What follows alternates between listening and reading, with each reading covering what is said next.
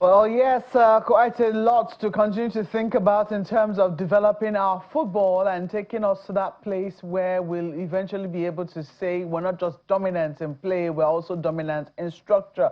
But we're changing gear now, and we're taking a look at a number of other things, a number of other developments that have now come up. We saw yesterday the American government come up with new visa rules, especially that has to do with immigration.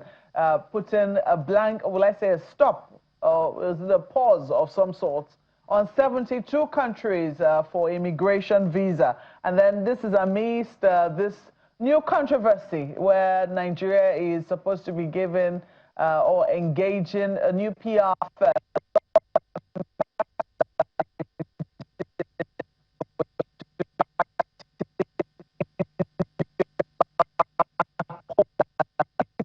People issued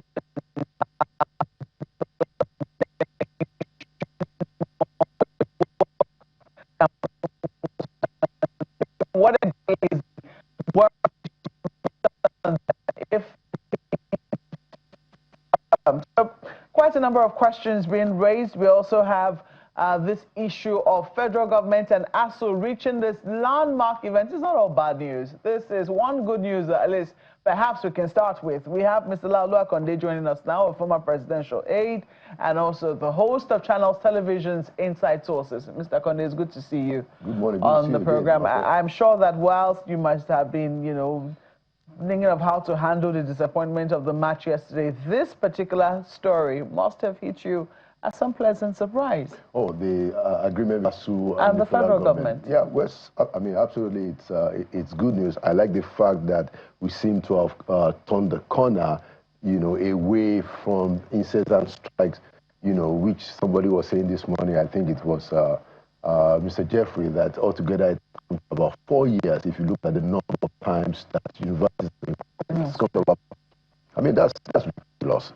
So we must give kudos to President Bola Ahmed Tinubu, and his minister, Dr. Tunji Alausa, for, and of course, Yayale Ahmed, who also coordinated the talks, for bringing us to this very important situation where there is mutual understanding between university teachers and the federal government. So you're right, it's a bit of good news, and I hope that the federal government will continue to carry along all the varsity workers, whether they are professors, lecturers, even CONUA, the new Congress of Nigerian University Academics, the non-academic staff, to ensure that this agreement is something that holds firmly, because we need stability in our varsities.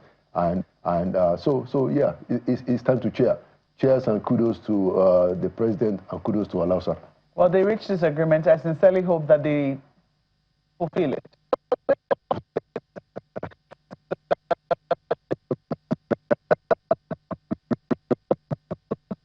It wasn't kept.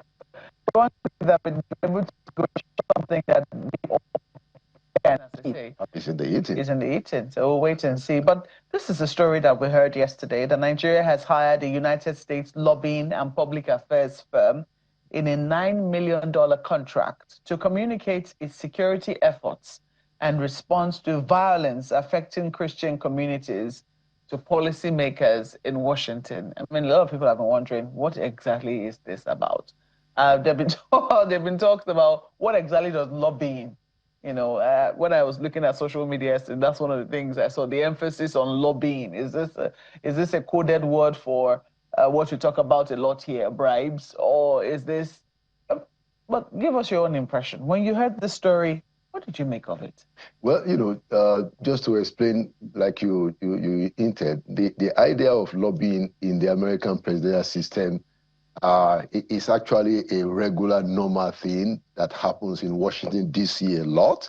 So you have a lot of interest, essentially mostly domestic, but there are also a few international lobbyists who are trying to get a point of view across to members of Congress, to members of the U.S. government, and all of that, And if you look at it historically, this is something that used to happen a lot under military rule, because the military governments are the ones that have problem of legitimacy, you know, and normally being criticized globally, you know, because it's not elected, it's dictatorship, you know. So you have a Babangida, you have a Bacha, and all those guys trying to spend a lot of money, paying U.S. lobbyists to, you know, tell their own side of the story.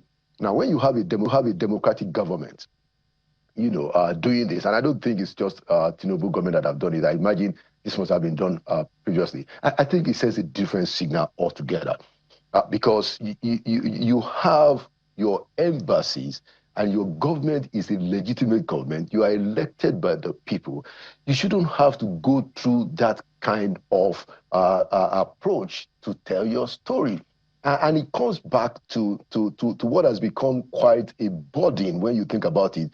The fact that we didn't have ambassadors. Up to now, we don't have ambassadors in Washington, D.C., no ambassador in New York. Now, some of the reasons that was given by the Foreign Affairs Minister was that there wasn't money.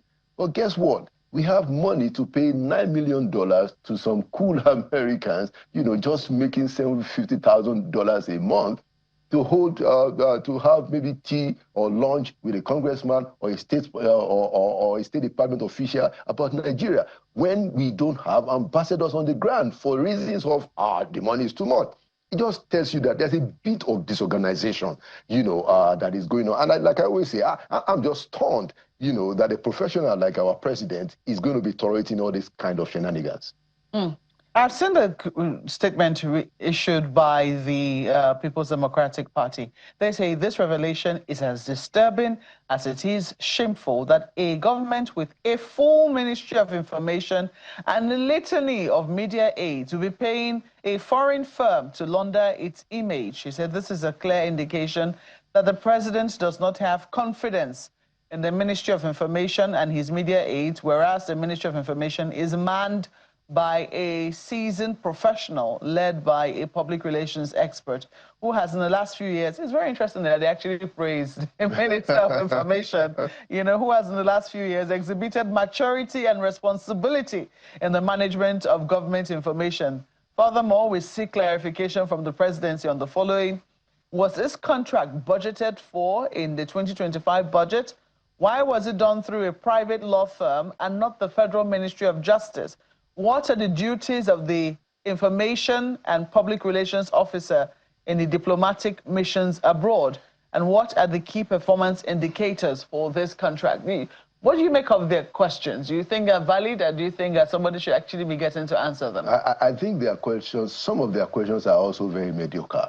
Mediocre, why? Yeah, because it's not the job of the Minister of Information to engage foreign governments. You know, that is the job of the embassy working through the Ministry of Foreign Affairs. So it's disappointing that a political party doesn't even understand that basic information. It's not the job of the Minister of Information to send Nigeria abroad. No, that's why you have a Minister of Foreign Affairs and you have embassies. That is what we need to pay attention to, and that's what we need to stress. You know, so that another president doesn't come and do the kind of thing that we have had. Now, over 2 years, we don't have ambassadors in the United States. Over 2 years, as we are speaking. Well, that's the problem. We just appointed a few. Why is it taking us so long to assign them? Because we don't have any options left. All we can do is to appoint them, get them confirmed, and then it will take the other country their own time to also go through it and sign the agreement. And that's the reason why our behavior has been quite a little below par. You know, to have to sit for 2 years on appointing ministers, and now we are releasing money ambassadors. I'm sorry, and now we are releasing money, $9 million. When some of the argument was that, oh no, there's not enough money. I don't even want to treat this matter because we need money. Suddenly, you have $9 million to pay some Americans who will be drinking tea and having lunch and dinner in Washington, D.C. It's very profligate, you know, and it's saddening. Yeah, it's very saddening, you know, that the president is tolerating a lot of nonsense in his administration. So whilst it is that, you know, we're still trying to, it would seem that we are making progress on one front with the Americans. 1 minute we have met with them, we've reached an agreement in terms of, you know, pushing the security cooperation, so to speak. This week, we saw the U.S. mission in Africa, tell us that in furtherance of that cooperation, they're supplying military hardware. And we saw pictures being taken, being delivered according to Nigeria and Nigeria's troops. However, we didn't see this ban. 72 countries, blanket ban. We're stopping the stuff on immigration. If it has to do with immigration visas, Nigeria happens to be among those 72 countries. What exactly is going? What's this cold, hot relationship we seem to be sharing with the U.S.?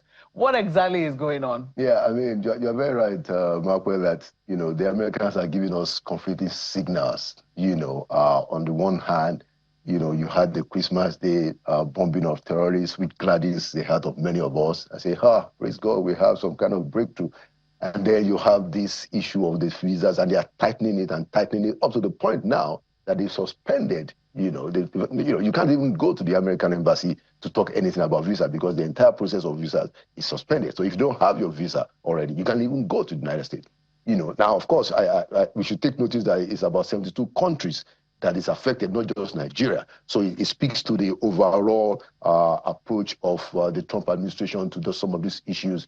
And there are people who have all kinds of different perspectives to it. Some of Nigerians in the U.S. that I've spoken to after the news in New York said that, look, I mean, Mr. Trump is trying to reduce the number of Nigerians' influence in the United States because you have a lot of Nigerians doing great work in the United States, doctors in places like Chicago. They say that you have more black doctors, and among them, majority Nigerians in Chicago than any other place. And there are other places in the country where you have Nigerians doing excellent things. So there's the theory. This is a theory that, okay, well, maybe the MAGA don't like the fact that you have these black people that are excelling. They want to stop it. I don't know. But the Indians are excelling as well. Why are they not on that list? Well, we have to look through very closely, but what the Indians have done, that we can also talk about is that I think they have managed to become not just in terms of image, but they have managed to establish themselves as an economic power in the United States. A lot of the small businesses, grocery stores, places where you have small businesses, you have a lot of Indians and a lot of Pakistanis that are there. So in terms of the economy, they are really, really solid. We haven't quite gotten there. But the important point is that we need to urge Mr. Trump to stop giving us conflicting signals. And I think it's important for our own leaders to see how can we chart a more formidable relationship with the Americans. Look, we need the Americans, no doubt about that. The Americans also need us.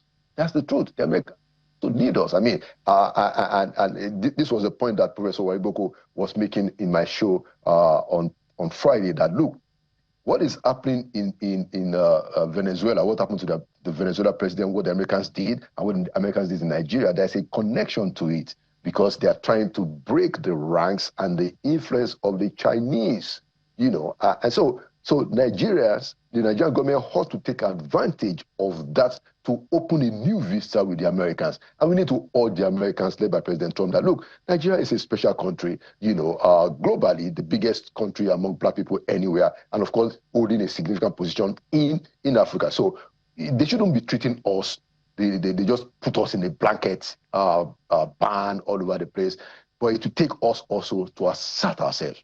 And I keep coming back to it, Markwell, and I apologize.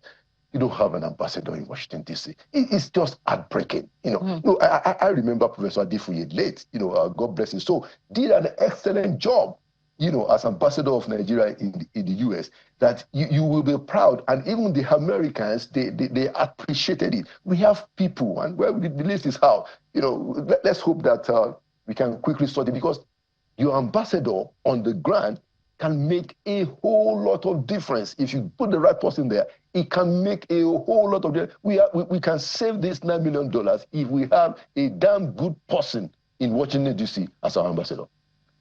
Ayo, over to you. Well, thank you, Markwell.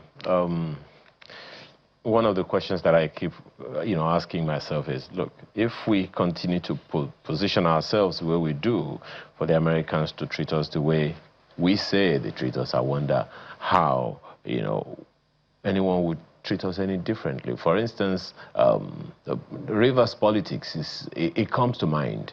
And the dynamics, I don't know what you make of it, Mr. Akonde.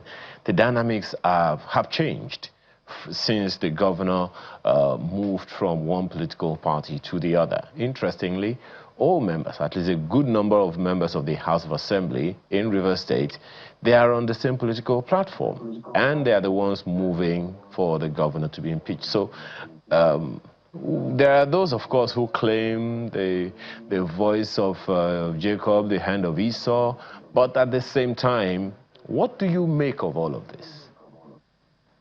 Yeah, I mean, thank you, Ayo, for that question. A lot of things are changing, at least in Rivers State, when it concerns our politics. We don't even know anymore how politics, party politics, is meant to be played. FCT Minister Nyesom Wike tells us that, look, in Rivers State, there is no PDP, no APC. There is only renewed hope agenda. A lot of confusion. You have a governor moves to APC, majority of the members of the House of Assembly have moved to APC, and then the same majority is now trying to impeach the governor. So a lot of confusion. The Rivers State politics is causing us a lot of even mental, conceptual challenges. That what's really going on? Is it PDP? Is it APC? APC and PDP are the same, and then APC National is saying something, Wike is saying another thing. It goes back to the point that, look, what is happening with Mr. Wike in Nigeria's politics is an absurdity. And let's speak to him. Mr. Wike, you can still redeem the situation. Look, make it very simple on yourself. Join APC. Okay? It is very clear. That is where your interest, that's where your quote-unquote treasure seems to be now. So, just bite the bullet. Join APC and save all of us this embarrassment and save your state, the people that you love, this absurdity of you are here and you are there and you are saying that, okay, there are no political parties here. It's a lot of confusion, okay? Mr. Wike, you can still redeem the situation. But let's speak also to the House of Assembly members. You guys, yes, it is true that Mr. Wike paid your nomination form, possibly paid for your campaign, paid your way into the House of Assembly. That is a fact. He has told us that on national TV. But then you are individuals and you are independent. You swore to an oath of allegiance to the state. Why don't you prioritize the peace, the prosperity of your state ahead of whatever Mr. Wike is asking you to do? It's so sad that you have an assembly that is so ready, so ready to launch the state into confusion. And let's also talk to Governor Fubara. Now, if it is true that what Fubara is doing is trying to resist somebody from snuffing life out of Rivers State, trying to get a lot of money, good job. But hey, find common ground. Find common ground with your godfather. Sort out the issue. Of course, we don't want somebody to be taking all the money of the state if that is what is happening and you're trying to prevent that you are doing a good job that way. But find common ground with him and restore stability, restore some prosperity to Rivers State. This stagnancy in Rivers State is not good for anyone. It's not good for you, Governor Fubara. It's not good for Nyesom Wike. It's not good for the House of Assembly members. It's not good for the entire state. Let's get done with it. Do you see the impeachment proceeding proceeding beyond where it has now? We understand that more lawmakers are now in the House of Assembly are now calling for restraint, which they hitherto, before now, they had backed the impeachment proceedings, but now they tend to be having iffy feelings about it. So do you see the process going through, both politically and legislatively? Yeah, so that's a breath of fresh air. And it's good. I think we have about 4, House of Assembly members now. It's the first set of 2, another set of 2. I think female, 2 female, 2 males. So it is good that some reason is prevailing, some good judgment, some common sense is coming to the fore, in trying to resolve this thing.